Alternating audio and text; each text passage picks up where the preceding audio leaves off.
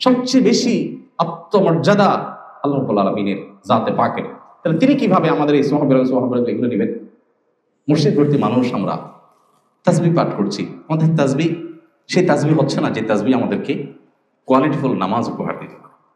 আমাদের নামাজের ক্ষেত্রে যে ত্রুটিটা সবচেয়ে বেশি এবং প্রকট, সেটা হলো আমাদের নামাজের মধ্যে বেশিরভাগ মানুষই আমরা তাড়াহুড়ো করি। আমাদের নামাজের মধ্যে ধীরস্থিরতা খুব কম।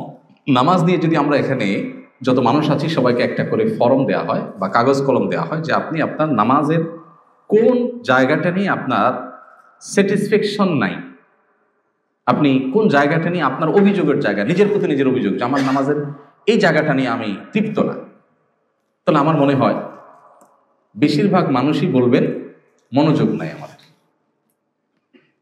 আমি কি সঠিক বলেছি? আমাদের মনোযোগ নিয়ে আমাদের সবচেয়ে বেশি অভিযোগ নিজের ব্যাপারে, যে আমি নামাজ পড়ে আসলে মনোযোগটা থাকে না, অন্যদিকে মন চলে যায়। এই অভিযোগটা যথার্থ এবং এই অভিযোগ থাকা উচিত, কিন্তু আমরা আমাদের নামাজে যে পরিমাণ তাড়াহুড়ো করি, ওই তাড়াহুড়ো করাটা নামাজের কোয়ালিটিকে যতটা নষ্ট করে দেয়, এই মনোযোগহীনতার চাইতে সেটা অনেক বেশি ক্ষতিকর আমাদের জন্য। সেটা আমরা অনেকে জানিও না। নামাজের যে ফরজ আছে, নামাজের যে ওয়াজিব আছে, এটার তালিকা আছে না? কতগুলো ফরজ, কতগুলো ওয়াজিব, আর কতগুলো সুন্নাহ। এই ফরজ ওয়াজিব সুন্নতের তালিকার মধ্যে আপনি মনোযোগ ধরে রাখা, এটা ফরজ ওয়াজিব এর তালিকাতে আপনি পাবেন।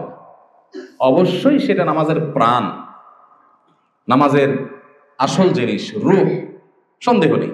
কিন্তু কারণ মনোযোগ কম থাকলো, এর কারণে তার নামাজ বিশুদ্ধই হবে না, ফরজ আদায়ই হবে না, সুজদা দিতে হবে, এমন কোনো কথা নেই। কিন্তু তাড়াহুড়ো এটা যদি একটা লেভেল ক্রস করে চলে যায়, তাহলে সেক্ষেত্রে নামাজ হবেই। কারণ নামাজের মধ্যে ধীরস্থিরতা মিনিমাম একটা লেভেল পর্যন্ত থাকা, এটা হাম্বলি ফুকাহে কেরামের মতে ফরজ, হানাফি মাযহাব এর উলামায়ে কেরামের মতে ওয়াজিব। তার মানে সব উলামায়ে কেরাম একমত আবশ্যক, মাত্রা নিয়ে মতো পার্থক্য আছে। যেহেতু এদেশে আমরা বেশিরভাগ মানুষ হানাফি ফিকহ ফলো করি, অতএব ওয়াজিব তো নিশ্চিত।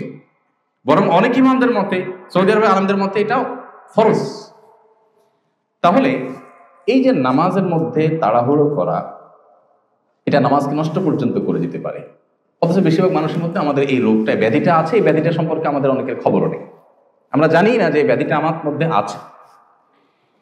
এমনকি যারা আমরা মনোযোগ নিয়ে অভিযোগ করি যে আমার মনোযোগ ঠিক থাকে না, মনোযোগ ধরে রাখতে পারি না, আমার নিজের ক্ষুদ্র অভিজ্ঞতা, আমি দেখেছি যে যদি কেউ নামাজ খুব বেশি সময় নিয়ে আদায় করতে পারে, ধীরস্থিরতার সাথে আদায় করতে পারে, তার নামাজে মনোযোগ অটোমেটিক চলে আসে। এটা আপনি আজকে থেকে ট্রাই করতে পারেন। আপনার 2 রাকাত নামাজের জন্য ধরা যাক আপনি 3 মিনিট বরাদ্দ করেন, আপনি আজ থেকে 2 রাকাত নামাজের জন্য 5 মিনিট বরাদ্দ করেন। 4 রাকাত নামাজ পড়তে আপনার 5-6 মিনিট সময় লাগে, আজকে থেকে আপনি 10 মিনিট টাইম বরাদ্দ করেন। রুকুতে যে পরিমাণ সময় আপনি অন্য সময় দেন, আজকে থেকে একটু বাড়িয়ে দেন। সেজদায় যে পরিমাণ সময় দেন, আজকে সেটাকে ডাবল করে দেন। 2 সেজদার মাঝখানে উঠে বসা এবং সেখানে দোয়া আছে। এই দোয়া মিন জাওয়ামিআল আদইয়া, অল্প কথায় দুনিয়ার সব, আখিরাতের সব চাওয়া হয়ে যায়, মাত্র 4-5টি বাক্যে সব চাওয়া হয়ে যায়। ছোট ছোট কয়েকটা দোয়া, রব্বিগফিরলি ওয়ারহামনি ওয়াহদিনি ওয়াআফিনি ওয়ারফানি ওয়াজবুরনি ওয়ারযুকনি। কয়েকটা হাদিসের সন্নিবেশ করলাম। এই সবগুলো শব্দ এক হাদিসে নেই, কয়েক হাদিসে কয়েকটা শব্দ আছে, সবগুলো ঘুরে ফিরে এগুলোই, এর মধ্যেই সব। এখানে আল্লাহর কাছে ক্ষমা চাওয়া হচ্ছে, ক্ষতিপূরণ চাওয়া হচ্ছে, কোনো ক্ষতি হলে যেন আল্লাহ পোষায়া দেন, রিজিক চাওয়া হচ্ছে, মর্যাদা চাওয়া হচ্ছে, রিজিক, দুনিয়ার সমস্যা, আখিরাতের সমস্যা, সব সমস্যার সমাধান চাওয়া হচ্ছে 2 সিজদার মাঝখানে। এখানে যে নবী করিম সাল্লাল্লাহু আলাইহি ওয়াসাল্লাম দোয়া শিখিয়েছেন, কেন শিখিয়েছেন? তার মানে দোয়া করার একটা জায়গায়। ফার্জ আমরা বেশিরভাগ মানুষ দেখবেন সিজদা থেকে উঠে বসেই আবার সিজদা দৌড় দিচ্ছে, এটা দোয়ার একটা জায়গা। এখন আপনি দোয়া পড়ছেন, ঠিক আছে, কিন্তু আমি যদি একটু দেখাই দোয়া পড়ার স্টাইলটা। ধরেন সিজদা থেকে আপনি উঠলেন, উঠতে উঠতে আপনি শুরু করলেন রব্বিগফিরলি ওয়ারহামনি ওয়াহদিনি, আবার আল্লাহু আকবার বললেন। একে দ্রুততার সাথে বললেন, আরেকটা হলো উঠতে উঠতে বললেন, যেতে যেতে বললেন। এবার আসেন এটাকে আমরা জাগতিক একটা চাওয়ার সাথে মিলাই। আপনি আপনার এলাকার এমপি সাহেবের কাছে গেছেন একটা গুরুত্বপূর্ণ চাওয়া নিয়ে, আপনার এলাকাবাসীর দরকারি একটা জিনিস আছে বা কয়েকটা জিনিস আছে। এমপি সাহেবের কাছে যাওয়ার সময় উনি বসে অপেক্ষা করছেন, মিটিং এর টাইম সেট হয়েছে, আপনারা নেতারা গেলেন। ঢুকতে ঢুকতে বললেন, এমপি সাহেব আমাদের আসলে সুয়েজ লাইনের সমস্যা আছে, এই সমস্যা আছে, আমাদের অনেকগুলো সমস্যা আছে। ঢুকতে ঢুকতে বললেন, তারা অবশ্যই ঢুকতে ঢুকতে বললেন, কারণ আপনার হাতে সময় কম। ঢুকতে ঢুকতে বললেন, বলে ওখানে যায় কিছু কথা বলে, বাকি কথা এখনো বাকি আছে, আপনি বেরোতে বললেন, তাহলে এমপি সাহেব আমাদের আরো কিছু সমস্যা আছে, আপনি এটা বলতে বলতে বাইরে হন, কারণ আপনি অনেক ব্যস্ত। কি বলেন, এমপি সাহেবের ইমপ্রেশনটা কেমন হবে? পাগল নাকি? মানুষ এসে দরখাস্ত নিয়া, হাদিয়া তোফা নিয়া বসে থেকে তার জিনিস নিতে পারে না। ঢুকতে ঢুকতে আলাপ শুরু করছে, যাইতে যাইতে আলাপ করতেছে, কোনো কেয়ার নাই, গুরুত্ব নাই। পাউল, আমি কি সঠিক বলেছি? তাহলে কিভাবে আমরা আশা করি যে আল্লাহ রাব্বুল আলামিনের কাছে আমরা যাইতে যাইতে পথে পথে দোয়া করব, কোনো ইহতিমাম নাই, কোনো স্থিরতা নাই, কোনো মনোযোগ নাই, কোনো আকুতি নাই, হৃদয় নিংড়ানো দোয়া নাই, কলিজার ছেঁড়া চাওয়া নাই? কিভাবে আমরা আশা করি যে আল্লাহ রাব্বুল আলামিন আমার এটা পূরণ করে দিবেন? দুনিয়ার একজন এমপির যদি এতটুকু আত্মসম্মান থাকে, তো ইন্নাল্লাহা গায়ুর, নবী সাল্লাল্লাহু আলাইহি ওয়াসাল্লাম বলেছেন, আল্লাহ রাব্বুল আলামিনের আত্মসম্মান সবচেয়ে বেশি, আত্মমর্যাদা সবচেয়ে বেশি আল্লাহ তাআলা। এই জন্য আল্লাহর সঙ্গে কেউ যদি কাউকে শিরক করে, আল্লাহকেও খুশি করতে চায়, আবার বান্দাকেও খুশি করতে চায়, তখন আল্লাহ বলেন, বান্দা তুমি যেহেতু আরেকজনকে খুশি করার চিন্তা করছো আমার পাশাপাশি, আমি আসলে কোনো শিরক পছন্দ করি না, আমি আত্মসম্মান বুঝি, সো তুমি তাকেই খুশি করো, সে খুশি হোক, আমি তোমার উপর খুশি হব। তাহলে আমাদের নামাজকে যদি আমরা পোস্টমর্টেম করা শুরু করে দেই, দেখা যাবে ওয়াল্লাহি বেশিরভাগ মানুষ আমাদের নামাজ টিকছে না। এই নামাজ আখিরাতে আল্লাহর কাছে আমাদেরকে মুক্তি এনে দেওয়া তো অনেক পরের কথা, নামাজের যে জাগতিক উপকারিতা থাকার কথা, যেমন ইন্নাস সালাতা তানহা আনিল ফাহশাই ওয়াল মুনকার, নামাজ মানুষকে অশ্লীলতা থেকে, অন্যায় কাজ থেকে বিরত রাখে, এই কাজটা হবে না। এবং আনফরচুনেটলি সেটাই আমরা দেখতে পাচ্ছি যে নামাজ পড়ছি, আবার সমস্ত অপকর্মের দুয়ারও খোলা আছে। আমার নামাজ আমাকে পরিবর্তন করছে না, নামাজ তো হক আদায় করে হচ্ছে না, নামাজ তো পড়ার মতো পড়ছি না। এই জন্য ভাইরা, আমাদের প্রথম কাজ হবে, আমরা সবাই, আমার সময় তো ওলামা ইকরাম সাহেবদেরকে বলবো, মুয়াজ্জিন সাহেবদেরকে বলবো, আমরা সবাই আমাদের নামাজকে সুন্দর করা, এটা হবে আমাদের প্রথম প্রায়োরিটি এবং প্রথম চ্যালেঞ্জের কাজ। আমরা কিন্তু আদর্শ মসজিদের কথা বলছি, আদর্শ মুসল্লির কথা বলছি, আমরা কিন্তু আমাদের ঈমান আমল এখান থেকে হেফাজত করে নিয়ে যাওয়ার কথা বলছি, এই দুর্গগুলোকে শক্তিশালী দুর্গ হিসাবে গড়ে তোলার কথা বলছি। এর জন্য আমাদের প্রথম পদক্ষেপ হবে কি? আমাদের নামাজকে সবচেয়ে সুন্দর করা। এবং নামাজ সুন্দরের অংশ হিসাবে একটা মাত্র কর্মসূচির কথা বলেছি, সেটা হলো আপনি নামাজটা অধিক সময় নিয়ে করবেন, খুব ধীরস্থিরতার সাথে করবেন। হুযায়ফা ইবনুল ইয়ামান রাদিয়াল্লাহু তাআলা আনহু, তিনি এক ব্যক্তিকে দেখলেন খুব হুলস্থুল করে নামাজ পড়ছে, খুব হুলস্থুল। তখন নামাজ শেষ হওয়ার পর লোকটাকে ডাকলেন, ডেকে বললেন, তুমি এভাবে কতদিন নামাজ পড়ছো, কতদিন তুমি নামাজ পড়ছো? তখন সে লোক বললেন, 50 সানা, 50 বছর ধরে। হয়তো ইসলাম গ্রহণ করার আগে থেকেও তো মক্কার মানুষ, মুশরিকরাও তো নামাজ পড়তো, তাদের নামাজের ধরন ধাঁচ ভিন্ন ছিল, হয়তো মক্কা ওয়া তাসদিয়া ছিল কোরআনের ভাষায়। যাই হোক, তো দীর্ঘদিন পর্যন্ত নামাজ পড়ছেন। তখন হুযায়ফা ইবনুল ইয়ামান রাদিয়াল্লাহু তাআলা তাকে বললেন, ওয়াল্লাহি, আল্লাহর শপথ করে বলছি, এই যে তাড়াহুড়ো নামাজ যেটা তুমি পড়লা, এই নামাজ নিয়ে যদি তুমি দুনিয়া থেকে যাও, তাহলে তুমি মুহাম্মদ সাল্লাল্লাহু আলাইহি সাল্লামের শরীয়ত এর উপরে প্রতিষ্ঠিত থেকে তোমার মৃত্যু হলো না। তোমার নামাজ মুহাম্মদ সাল্লাল্লাহু আলাইহি সাল্লামের নামাজ নয়। আরেক ব্যক্তি নবী করিম সাল্লাল্লাহু আলাইহি সাল্লামের সময় মসজিদে নববীতে প্রবেশ করলেন, করে তিনি 2 রাকাত নামাজ পড়লেন। হয়তো মসজিদে ঢোকার নামাজ ছিল, তাহিয়াতুল মসজিদ, অথবা ফরজ নামাজ হয়তো পরে আসছেন, আদায় করছেন, নামাজ পড়ছেন। নামাজ পড়ে নবী করিম সাল্লাল্লাহু আলাইহি সাল্লামকে এসে সালাম দিলেন। নামাজটা পড়ে নবীজি বসা ছিলেন, এসে তাকে সালাম দিলেন। সালাম দেওয়ার পর নবী সাল্লাল্লাহু আলাইহি সাল্লাম সালামের জবাব দিলেন। জবাব দিয়ে বললেন, ইরজা ফাসাল্লি ফা ইন্নাকা লাম তুসাল্লি, তুমি যাও, আবার নামাজ পড়ো, কারণ তোমার নামাজ হয়নি। বেচারা উঠে গিয়ে আবার নামাজ পড়লেন, পড়ে এসে আবার সালাম দিলেন। নবী সাল্লাল্লাহু আলাইহি ওয়াসাল্লাম এবারও সালামের জবাব দিয়ে একই কথা বললেন, যাও তুমি নামাজ পড়ো, তোমার নামাজ হয় নাই।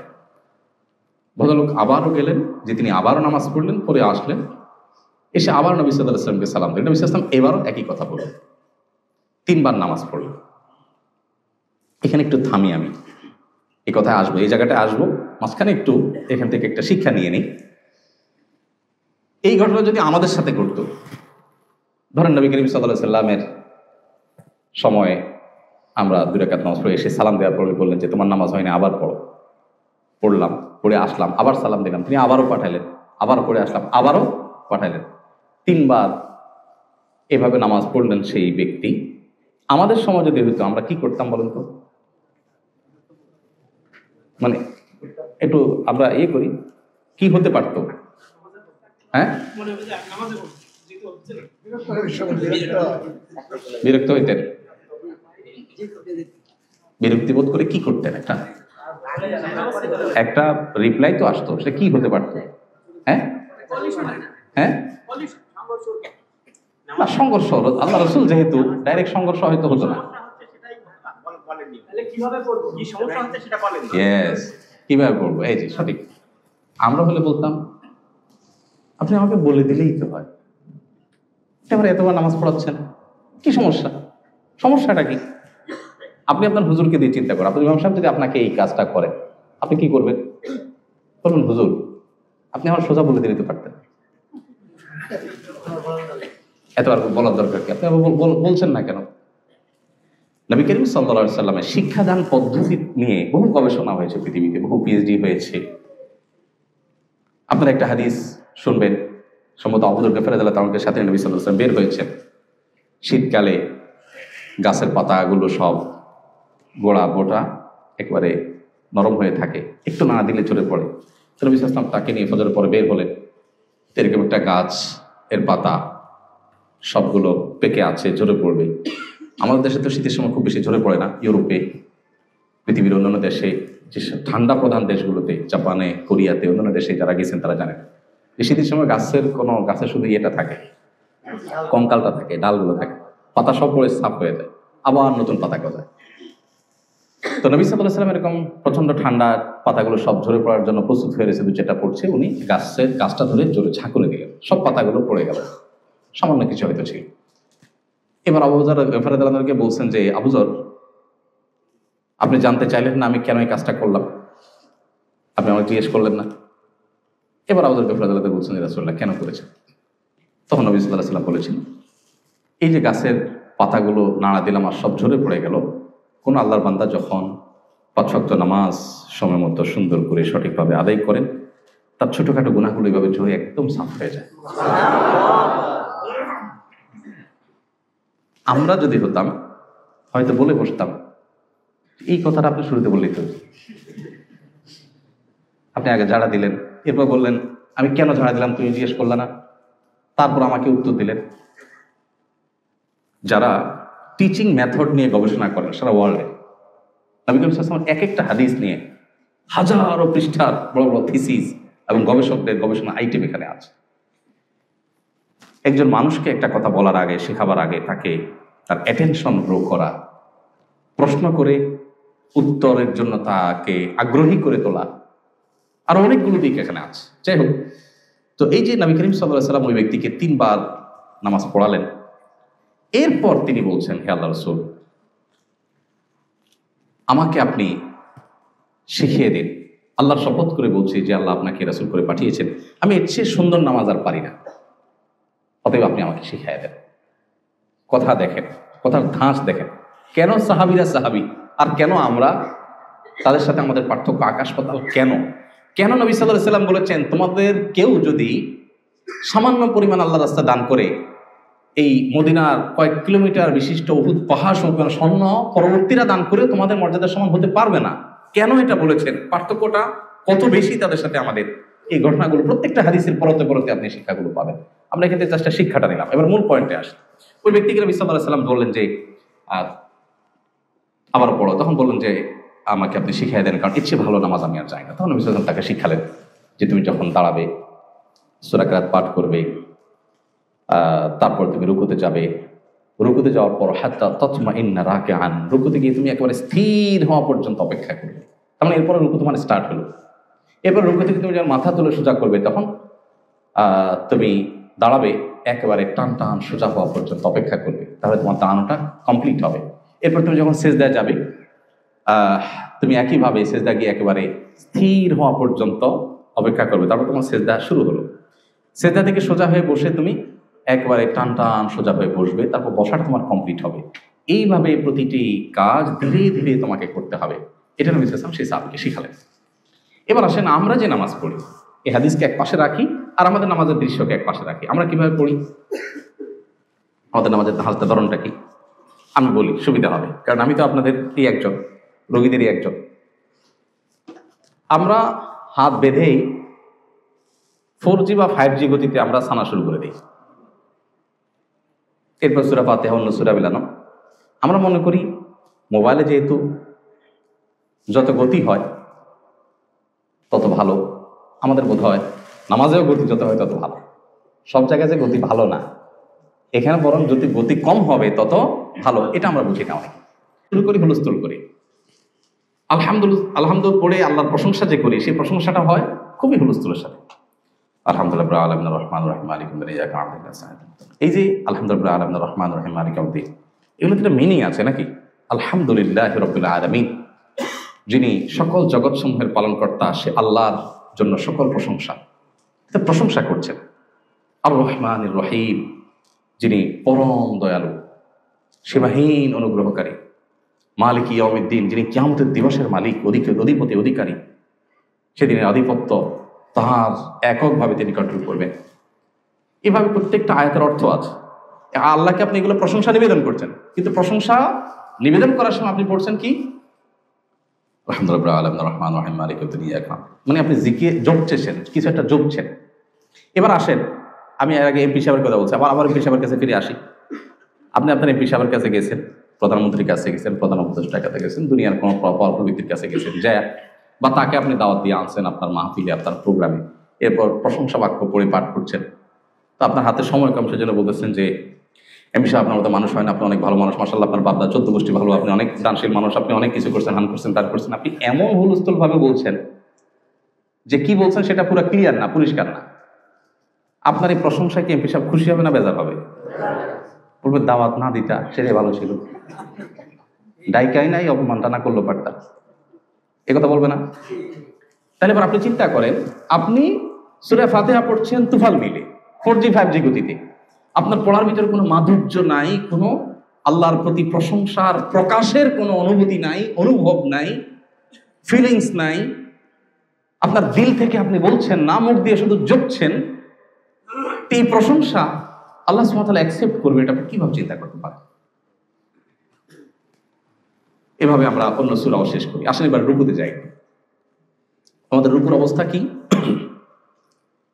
সূরা ফাতিহা পড়লেন, আরেকটা সূরা মিলাইলেন, শেষ করলেন, একটু ব্রেক দিলেন, শেষ হলো।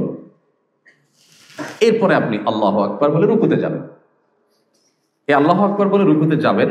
রুকুতে গিয়ে মাথা থেকে কোমর পর্যন্ত টান টান সোজা হয়ে যাবে এবং পায়ের গোড়ালি থেকে কোমর পর্যন্ত সোজা হয়ে যাবে। আপনি পজিশনে যাবেন, এরপরে আল্লাহ তাআলার কাছে আপনি আপনার অবনত মস্তক হয়ে আপনার শরীরটাকে ভেঙে দিয়ে পুরো আল্লাহকে আপনি তাসবিহ নিবেদন করবেন। সুবহান রাব্বিয়াল আযীম, সুবহান রাব্বিয়াল আযীম। আমার মহান রবের পবিত্রতা আমি জ্ঞাপন করছি। আল্লাহকে আপনি পবিত্রতা জ্ঞাপন করছেন।